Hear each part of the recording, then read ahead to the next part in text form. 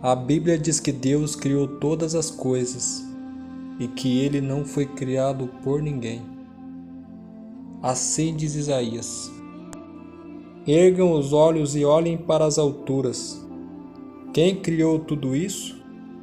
Aquele que põe em marcha cada estrela do seu exército celestial, e a todas chamam pelo nome. Tão grande é o seu poder e tão imenso sua força, que nenhuma delas deixa de comparecer. Isaías capítulo 40, verso 26. Hei esclarecer todas as administrações deste mistério, que durante as épocas passadas foi mantido oculto em Deus que criou todas as coisas. Efésios capítulo 3, verso 9. Quando vi, caí a seus pés como morto. Então ele colocou sua mão direita sobre mim e disse: Não tenha medo, eu sou o primeiro e o último. Apocalipse capítulo 1, verso 17.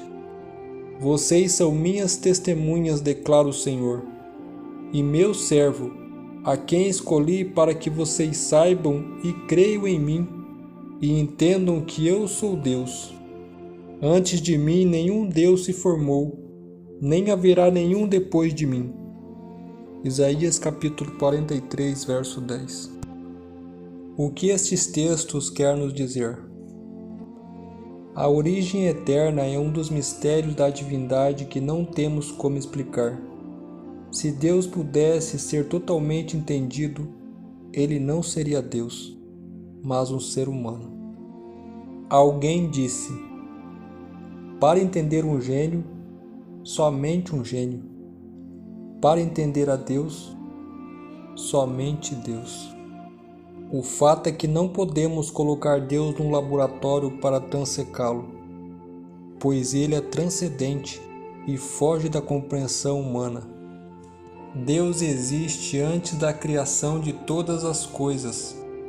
Na verdade, ele sempre existiu. Em nosso mundo de constante mudança, somente ele é eterno. Pelo fato de sermos criaturas sujeitas ao tempo e ao espaço, temos dificuldades para compreender o conceito da eternidade. Criamos muitas maneiras de medir o tempo, mas nenhuma delas é adequada para expressar um tempo que não tem fim. Entretanto, a eterna existência de Deus nos dá a certeza de que podemos confiar nele. Deus está na primeira frase do relato da criação em Gênesis 1. Na tradução lemos: No princípio Deus. Gênesis 1:1. Na primeira linha da palavra, Deus está no meio do verso, e no canto litúrgico tradicional é pronunciada com maior entonação para enfatizar sua importância. Sendo assim, o texto da criação começa dando ênfase a Deus, o seu autor. O livro de Gênesis inicia com duas apresentações diferentes de Deus.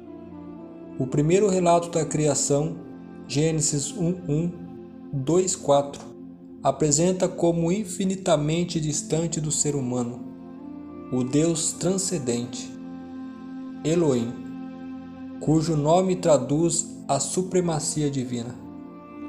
O nome Elohim denota preeminência e força, e o uso da forma plural expressa a ideia de majestade e transcendência. O segundo relato da criação, Gênesis 2:4 a 25, apresenta Deus como próximo e pessoal, o Deus imanente, cujo nome para muitos indica proximidade e relacionamento. Portanto, o texto da criação como um todo é um apelo explícito para adorarmos a Deus. Estamos cientes de sua grandeza e seu poder infinito em primeiro lugar, e ao mesmo tempo reconhecemos nossa dependência dele, pois ele nos criou e não nós.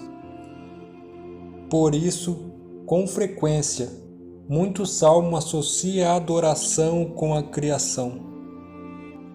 Esses conceitos duplos de um Deus que é majestoso, poderoso e que ao mesmo tempo é próximo, amoroso e se relaciona conosco, contém um ponto importante sobre como devemos nos aproximar do Criador na adoração.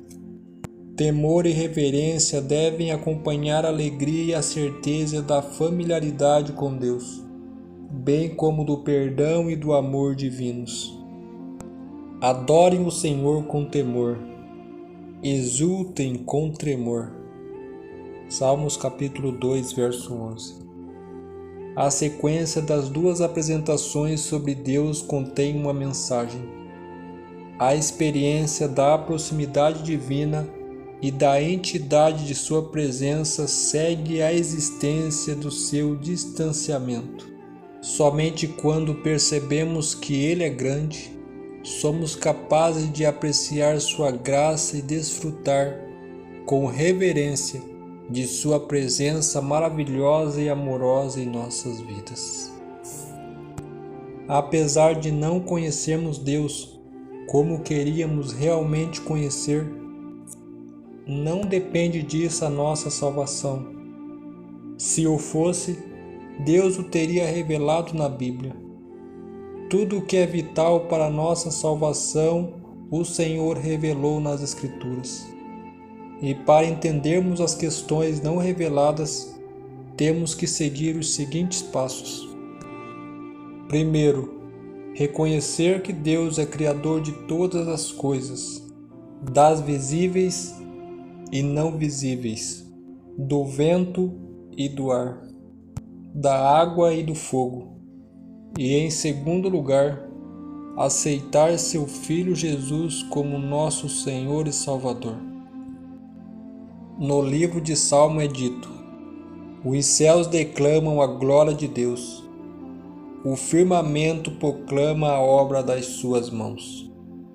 Salmos capítulo 19, verso 1. Com isso fica claro entendermos que aquele que criou todo o universo é soberano, infinito em amor, único e eterno.